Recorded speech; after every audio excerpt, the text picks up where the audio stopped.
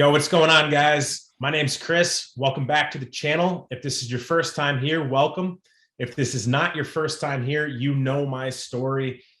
I've been telling it for 5 years. Sometimes I actually get sick of telling my story because I think it sounds redundant from time to time. And that's exactly why I like to bring on guests that can bring unique perspective on all sorts of topics, to include mindset and entrepreneurship.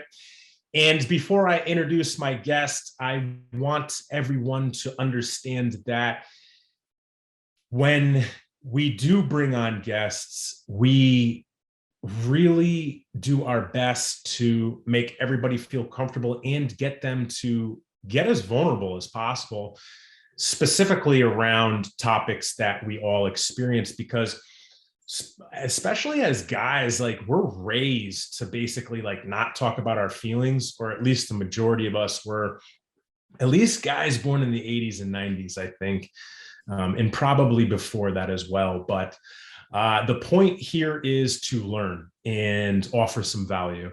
So somewhere along the way, I was in a group coaching format, and I started to realize that a bunch of my peers have podcasts as well. And I was like, wow, I should definitely get to know these people and network with them and talk to them and hear about their shows and what's working for them and what's not working for them. And basically just connect the dots, because regardless of how long I've been doing it, other people could offer all sorts of values on all sorts of topics, to include building a podcast. So I bumped into my buddy here, and the interesting thing about it is I'm from Guilford, Connecticut, and he's from Brantford, Connecticut. However, Bradley Roth does not live in Brantford, Connecticut anymore. He lives in Arizona, yet we learn in the same capacity typically, and get coached by the same people.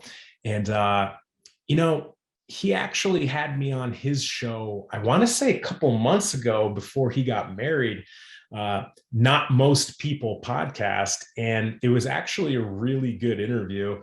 I posted it up on my socials. Of course, if you guys want to hear it, just, either drop a comment below or get at me some way, and we can share the link for you, or get at him. And, there's so many different directions I can go in right now, but fundamentally, I just want to welcome you to the show, man. And what's going on? How are you? Good, man. I'm excited about this. I know we had a great conversation with me as the host a little ways back, and so I'm excited to run it back the other way. Yeah, right. And it's interesting. Like, you can relate to this because you're a podcast host. Like, it's such a different dynamic hosting and being interviewed. Yeah. Well, it's like you go to the gym and it's a totally different thing coaching the class and guiding the class versus being in the class, Did they teach you that in CrossFit? With podcasting? No. So there's a lot that Bradley has in his tool belt here. And of course, I'm going to poke fun at him for CrossFitting for a period of his life. But more importantly, you just got married in the Dominican Republic, and it rained when you were walking down the aisle. Is that what you told me? Yeah. Well, I was standing up there waiting, as the groom, but then, yeah, as soon as all the bridesmaids started walking down, the rain started coming down. So it was, and then my wife in her wedding dress was, the thing weighed like 10 pounds, after it got wet and stuff. So it was fun though. Did you guys make the best of it? Oh yeah, for sure. And everyone around was real cool about it and laughing and everything. So it made it memorable. Yeah. I mean, what are you going to do? Well, fucking get set. I mean, it's your wedding day. Like, yeah, it's funny, like being in entrepreneurship, you get unexpected gut punches on the regular. And so you learn to just kind of roll with things. And so it was like, I was like, oh, it's just another day in the life, Yeah.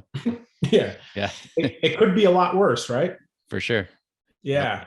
Yeah. A little bit of rain, like, yeah, a little bit of adversity is always good. Yeah. Yeah. What are you going to do? But fundamentally, your wife being happy is what's most important. And you said that the time frame after the wedding was actually really cool, because the people that came to your wedding, it was a destination wedding and all inclusive, and they stayed after the wedding for how many days and partied with you? So we stayed for another week afterwards. And, part of her family stayed that entire time with us. But then, a lot of people, Saturday night was the reception. A few people left Monday, a few people left, a lot of people left Tuesday, Wednesday. So it kind of like slowly trickled down, but like, yeah, people stayed, the party kind of just went on. Yeah, So that's I'd cool. recommend That's it. pretty cool. Yeah. Side story, a couple of weeks ago, I went to my first wedding of the season. I have like 10 weddings to go to this season, because all of a sudden everyone's getting married again, right? Yeah, same. And dude, it was a Friday. It was a Friday afternoon wedding. And bro, like I went hard Q1. Like we talked numbers prior to this show.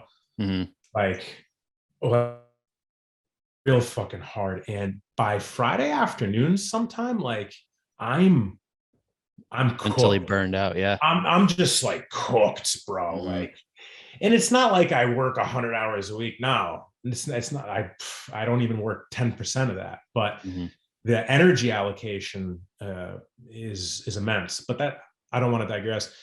It was Friday afternoon, and the wedding started at 5:30, and it was one of those weddings where it was ceremony right into the reception. Yep. And I was exhausted, and I looked at my team. I was like, is it wrong to not show up for the ceremony and just show up for the reception?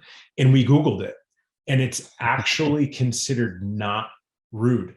It's actually considered okay and respectable to just show up for dinner in a wedding. And I was like, okay, thank God. Like, I'm going to take a nap. Yeah. But it was either take a nap or not go.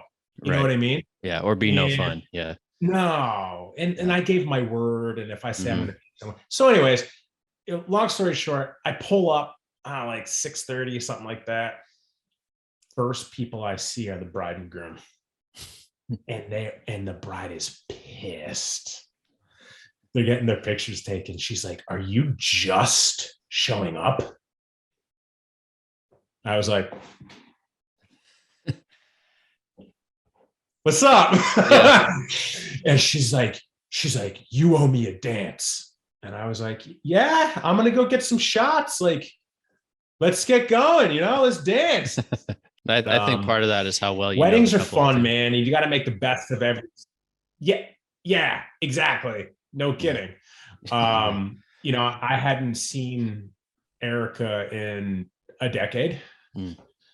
So but anyways, I mean, you just got to make the best of. You got to make the best of life, let alone a wedding day. And I'm really happy for you, dude. I was watching I think I responded to a couple of your stories on Instagram. I was like, God damn, that's beautiful. The place was great. Yeah. So I'm pumped for you. And I think making the best of things is a perfect transition into like you and your story. I mean, if you'd be so kind to let us in on like you got a pretty awesome show, man. And I know it was a little bit of a trial and error prior to that. So maybe you can enlighten us like on your journey a bit. Yeah, I'll try to keep it brief. I'm going to rewind it back to, I don't know, pre-college days, like growing up. I was homeschooled when I was younger, pretty religious parents. And my whole identity growing up was as an athlete. That's kind of all I knew. I was like my outlet, right? It was like sports and working out and that kind of stuff. I went to college, went to UConn, and had no idea what I wanted to do. The only thing I knew was that I didn't want to work like a cubicle desk job, where I had to wear a tie every day. And so I'm looking through the majors list. And I'm like, I don't want to do any of these things. My dad's like, you should do business. And I'm like, yeah, screw business. And I was like, well, I like to work out a lot. There's exercise science or strength and conditioning. Maybe I'll try that. And so I did that.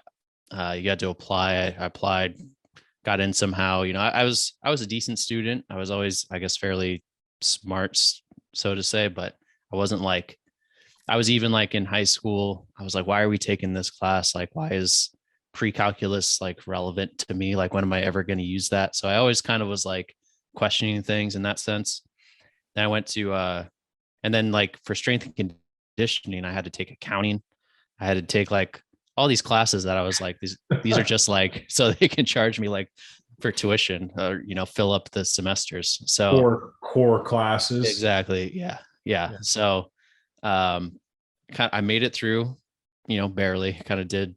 Again, I was like, a lot of the stuff felt irrelevant to me. I got out and I got really big into CrossFit. This was back in like 2013. I graduated. So CrossFit was really starting to boom, take off. And I got an internship at Shoreline CrossFit, which is still in Brantford.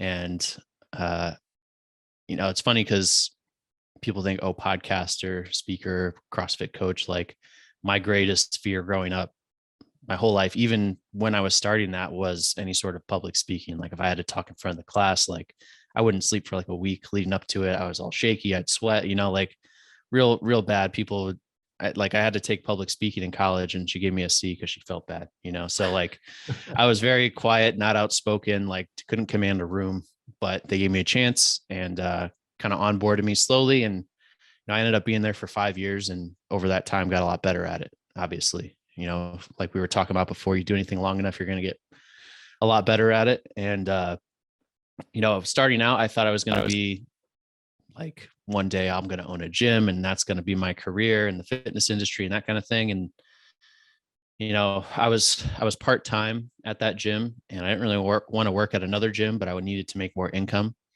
And there just wasn't really a whole lot of, upward mobility because a lot of the coaches there just stayed for a long time, which is uncommon for a smaller gym like that. So I started looking around. I was like, what else can I do? I really don't have any other skill sets or interests outside of like working out. And I fell into real estate because, you can go get your real estate license fairly quickly and start doing that. And I did that, or I attempted to do that for a couple of years. I also dabbled in network marketing. I was kind of like looking for something that was flexible. Like I didn't want like a strict, like you got to be here this hours to this hours and that kind of thing. I wanted to kind of make my own schedule. I was always very freedom like focused, like growing up. Again, I felt like parts of that I didn't have. And so freedom's like my number one value now. And so everything I do is kind of around that or filtered through that. But anyways, I tried these different things. I did okay, or I started to do okay in some of them, but like getting into those things, I look back and I was like, man, that real estate experience wasn't great, but it forced me to start to like learn how to manage my time. It forced me to start to kind of learn about sales and marketing. And so it was kind of like almost like the segue into personal development and entrepreneurship. And as I started to like look into these sales and marketing things, I started to kind of like read some books, discover business and entrepreneurship. Cause like growing up, I didn't know a single entrepreneur, and a lot of people say like, oh, I was doing the lemonade stand as a kid and I was working odd jobs and stuff. And I'm like, that wasn't me at all. Like I was not like a born entrepreneur by any means. And so, so I started getting into all this stuff, learning about it. I'm sure you've heard of Ty Lopez and his courses. I came across his social media marketing course, like probably, I don't know, five years ago or so. And I was like, oh, I can, do this and start my own business and that kind of thing. And so I took the course, created my LLC and like, thought I was going to have all these clients within like 3 months, like they told me I would, and quickly learned that was not the case. And so I struggled through that for a while. We ended up moving. So I left the gym after 5 years, and me and my now wife, she's a nurse. So she tried the travel nursing thing, and I was trying to work for local businesses, but we were also moving. And so that was kind of, it never really took off, so to say, and ended up in Arizona. Again, I kind of pivoted within that for a few years. I started out doing social media marketing. Then I was doing like, more like lead gen. And then I was getting to chat bots. And so I was kind of just trying all these different things. I really never got a lot of traction with any of them. I was kind of, again, in those infancy stages, like I didn't really have that mentor or that community, and then I joined the Arte Syndicate, which we met through about a year and a half, 2 years ago. And then that's when things start to really kind of like change, because I think I had known for a few years that where I really wanted to be was in the personal development or coaching space in some way. I didn't know how. And I got into Arte. I had this concept, not most people, like 3-4 years ago, but I was like terrified to do anything with it. And I got in, I started seeing that like, oh, all these people have podcasts. Like, that's interesting. I thought only like super mega stars had podcasts. And I got invited on one as a guest to talk about marketing. Again, I was still very like, I'd gotten over kind of like coaching a class, like in fitness, but the idea of like putting content out to the world, that's like a whole nother level. Right. And so it was like a 20-minute episode, did not go very well. I got off. I was like, oh man, that was rough. I don't know about this podcasting thing. Then I got invited onto another as a guest. And this one was more about kind of like what we're talking about, entrepreneurship, mindset, the journey. Hour plus later, we're still rolling, having a great time. I closed the Zoom call and I said, okay, not most people is going to be a podcast. And that was kind of a major turning point there. That was November of 2020. And I was still, again, I was kind of trying stuff with the marketing, but I was kind of like hanging on by a thread. I really was like mentally not passionate about it. And it was just a real energy drain. And anyways, I said, I'm going to launch this podcast January of 2021. It took me until March because obviously, as you know, there's a lot more that goes into it than meets the eye. And launched in March. So just over a year ago. And it just kind of quickly, like, I don't want to say it took off, but it got a lot of positive feedback and kind of got a loyal following pretty quickly. And a lot of people saying like, oh, you sound like you've been doing this for a long time. And how do you start? And I want to start and that kind of thing. And so I decided, you know what, I'm going to move on. I'm going to go like, originally I thought, oh, I'm just going to do this thing a few hours a week as like a passion project because I felt like I needed to. And then very quickly became like a few hours became like 30, And so I kind of just followed like what, I don't know, the world was telling me. And I said, I'm going to kind of jump ship from what I'm doing here, move on and start helping people create their own podcasts because it was like a game changer for me. And there's, as 90% of podcasters like never make it to 20 episodes, like the vast, yeah. It's just like entrepreneurship or anything else or diets or whatever, like the vast majority of people drop off and it's because they don't have the right expectations or information going into it. And, there's a whole host of reasons, but I said, I want to change that statistic, like I want people to start a podcast and not be like, oh, podcasting sucks because they didn't get any listeners and they're discouraged, but start and like, have it do for them what it did for me, because not most people that started with the podcast, but then like, that's just kind of the basics of like the brand, so there's going to be apparel.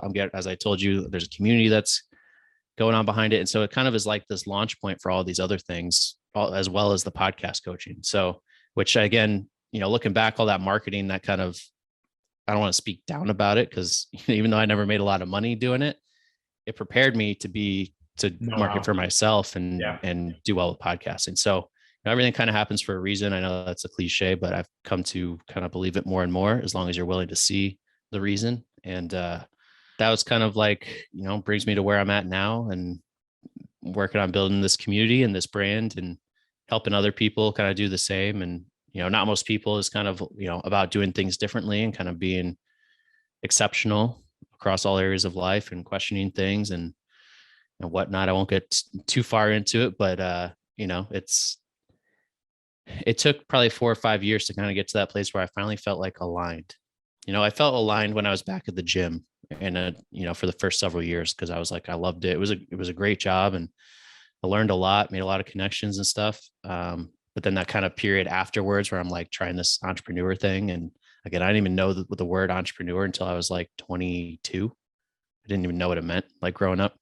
And so now, people who start out, it's like, you're probably not going to find it like right off the bat.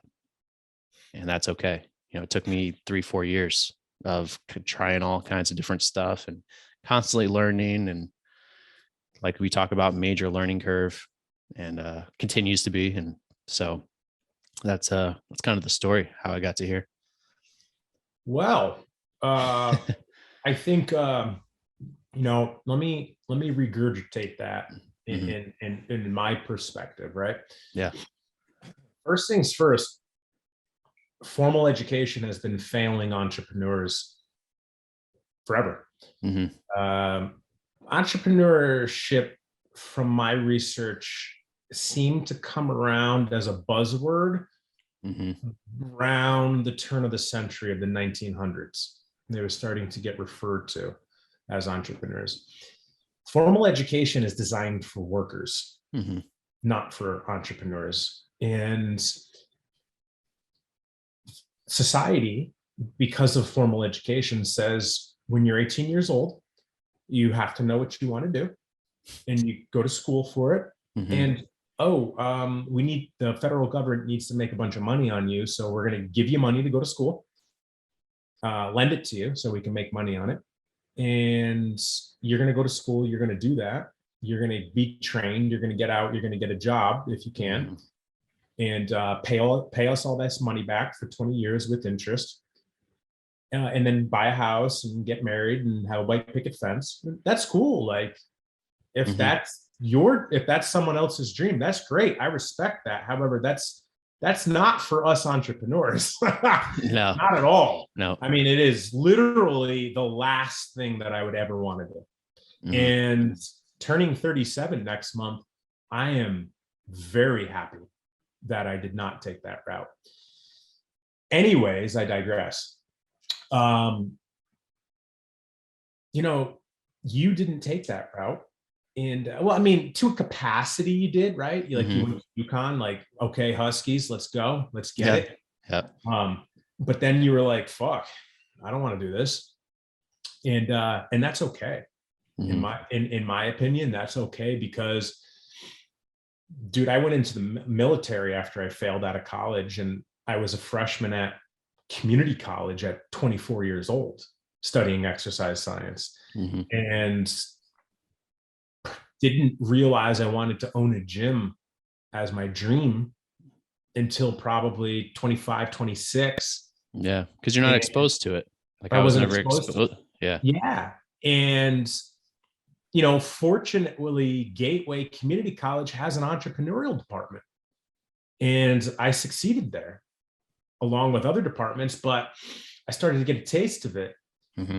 And that this unorthodox path that we take, you basically throw shit against the wall, see what sticks.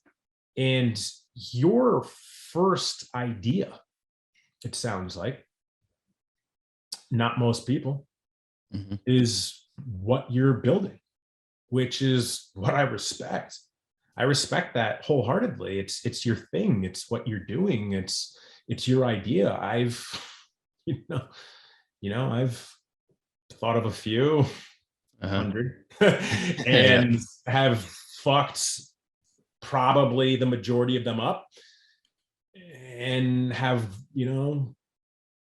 been on the receiving end of very fruitful ideas Hmm. as well. And it's okay to like not know what you want to do, fuck a bunch of shit up, and take those learning experiences, which you did, Hmm. and build what you're building. And I thank you for offering all of that perspective. And I did not know that most podcasts fail less than 20 shows. And Hmm. I'm like this. This is like show 170, I think, for us. So Yeah. like, There you go. and it gets tough. Like I've gone months where I didn't put a show out because shit happens. Hmm. Like life happens. Like no one pays me to do this. Yeah. Actually, I pay to have it produced. Hmm. You know what I mean? It takes 3 people to produce this show, from video editing to thumbnails to copy Promotion and yeah, to all me, kinds of stuff. yeah, to me being on the front end of it. Hmm. So I respect your idea. I respect the process. The journey is actually the fun part. Mhm. And I think the journey is really what we should focus on here. Like, were there any like major mistakes that you made that really helped you see what you did or didn't want, you know, Mm. in the journey? When I look back, I don't think I had any major, like, people are like, oh, this was the big business mistake I made, like, because I don't think the stakes were high enough, like I didn't have any money really saved. I didn't have like a steady income. And so everything I did was kind of like on a shoestring budget, so to say. So, there wasn't like, oh, I lost it all. Like, I wouldn't have had a whole lot to lose. You know what I'm saying? Like, I Yeah. had, and I think, Yeah, your back was against the wall. yeah, but it's also like my mindset was like, there were times where I didn't see the light at the end of the tunnel. I was like, man, all I'm doing is piling up debt and this isn't working. And I'd go on like LinkedIn and I'd start looking at jobs, I'm like, man, maybe I'll just throw in the towel and get a job. And that, who knows how many times I did that. But every time I'd come back to like, oh man, like, like I'd look at the jobs and be like, man, I don't want to do any of these, like, even though this is like super tough right now, I'd still rather be here on my own terms than like, plus like, I think I would, I don't know. I don't know if I'd ever forgive myself if I gave up, because I was like, also, if I went and started making like a steady income, I'd get comfortable. And the chances of me going back and like taking that risk again and stuff was a lot lower. And so, I think kind of that over leveraging was a mistake.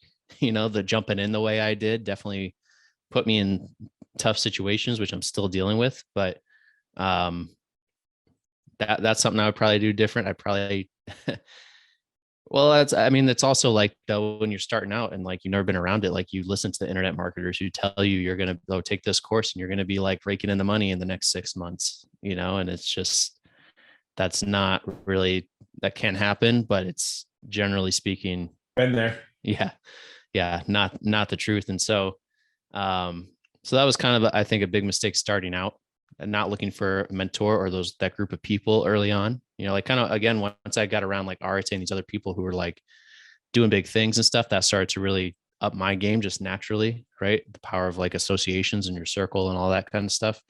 So wishing I kind of did that earlier.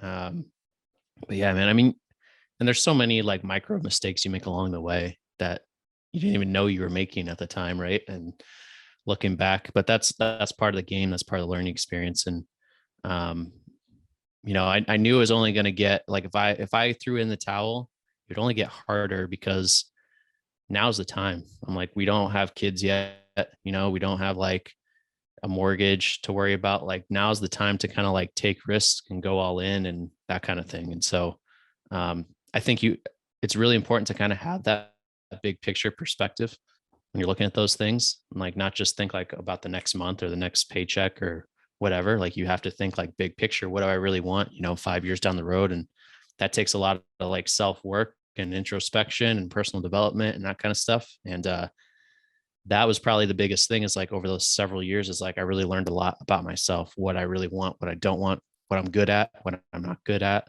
Right. That's all part of the experience. And so like, you're always kind of like course correcting and getting a little bit closer to like where you're supposed to be going, and so that's kind of, I don't know if that's a mistake necessarily, but that's something I learned the hard way, starting out. No, no, Yeah. no. I mean, yes and no, right? Right. Yeah. It's like all how we look at it. But Mm-hmm. I agree with you. If I could go back to like CW, fucking just got out of the army, like became a personal trainer, like started doing nutrition online in like 2010, Mm-hmm. 2010. Yeah. I wish I had the humility to hire a coach Mm-hmm. or get into a community of group coaching, or fuck, really anyone to give me some direction. Right. You couldn't tell me I was wrong at 24, 25 years old. Uh-huh. I had just gone to war twice. Like, I knew I was God, like I knew Mm-hmm. everything. And the truth is it was completely opposite. I knew nothing. Mhm. And, you know, Yeah. fundamentally, I guess the point that I'm getting at is you're right. And is it a mistake? Sure. But you learned, right? Yeah. And, you know, you offering this type of community for others now to learn and grow and network with one another and help one another, which was basically born off of your podcast, I think is admirable. Can you tell me a little bit of like how that process looks? Yeah. So something I've been kind of working on behind the scenes. It's called the Not Most People Alliance. And, we met through Arte, which is like a high level business mastermind, led by some really, really successful people. A lot of, like, when I got into Arte, I was kind of like bottom of the pack. Like I was the newbie of the noobs in that group, even though I'd been in it for working on entrepreneurship for a few years. And then I've been in several other groups as well, kind of some solely focused on business, some a little bit of everything. And again, I've just found for me and for a lot of other people, it's been like the number one way to kind of level up or guarantee that you're going to like go forward is to get around other people who are going to, like, you go to the gym, people are working out, like you're going to work out, right? Like you don't want to be like the slacker, or you don't want to be the one who's like not fitting in with that group, but if you go to like somewhere else, you go to the bar, like you're naturally going to like probably do the opposite of going and getting, you know what I mean? Like the people you're around are, there's such a huge influence, right? We've all heard that saying, like you are the average of the 5 people you spend the most time with. And for me, starting out and not having any connections really like in that space, and I know there's a lot of people out there who are in that same boat. Like, I thinking, oh, I think different than my friends and family, and I question things and I want more out of life. And, where are the other people like me?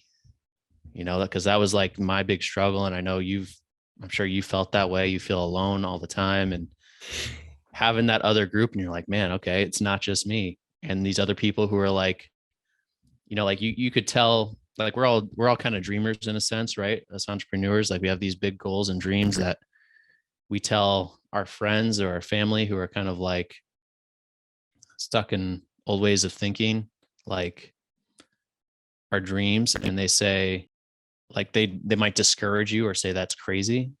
But if you're around the right people, they're going to be like, oh, well, you need to think bigger than that. Or like, okay, like, let's get it done. I'm going to push you to do it, and it's like a totally different kind of dynamic there. And so I found that to be super powerful for me. And so now with Not Most People, and kind of this, everyone kind of has a shared mindset within that. It's just bringing those people together. So creating the community that is going to move you forward for me now, and people who are even ahead of me. But then also, like, I want to help that guy who's me several years ago, who's like looking for those people, So like creating, like, Arte is great, but it's probably not accessible for the person who's just starting out dipping their toes, like it's a sizable investment each month. And so there's those groups, and those groups are great. And, but again, not everyone can really get into those. So I'm just trying to kind of like, I'm taking all of those experiences that I've gotten from being in these different groups and kind of taking what I feel like are the best aspects of it, combining them together, put my own flavor on it with Not Most People, and then kind of just creating that tribe or that community for people to get in and make connections and move forward together. Yeah, I respect that, man. I respect that big time. And this type of environment is exactly what we were just discussing, that if I could go back to year one and sit there and talk to Chris with a full head of hair and like walking around at like 5% body fat and like was a beast of a trainer. I mean, dude, I was a savage trainer, but that's the point. if I could go back and give Chris that one piece of like success / business advice, it'd be like join a community and or get a mentor. And what I teach when it comes to mentors, like a lot of people only know me because of my mentoring and business consulting. I have 4 other companies. They're just passive. Right. I don't market them because they're passive. Anyways, the point is, not all of them, but the point is, and what I'm getting at is, if you want to hire a mentor, right, one-on-one, I always recommend that you would trade places with them in life. If you want to surround yourself with other people that are on the same journey, definitely join a community. I'm going to the Arete Summit in May specifically to be around my peers. Yeah. Because they're not around. They're not. I'm on the shoreline of Connecticut. They're not around. You know what I mean? Like, are there high level like business executives? Yeah, absolutely. However, you're not an entrepreneur and you don't fucking get it. At all. Like, that's cool. Like, you're a CEO. Cool. Me too. Let's talk about leadership. You want to talk about leadership? No, didn't think so. But that's not the point. Yeah. Because I could talk leadership. That's not the point. The point is the community, and you're providing it for people. And I respect the shit out of that. And, I know you're doing a Facebook group too. I would love it if you added me in there, if you sent me the invite. For sure. I'll send you the invite to mine if you want. I actually should be a little bit more active in there, thinking about it. Same. Yeah. Yeah.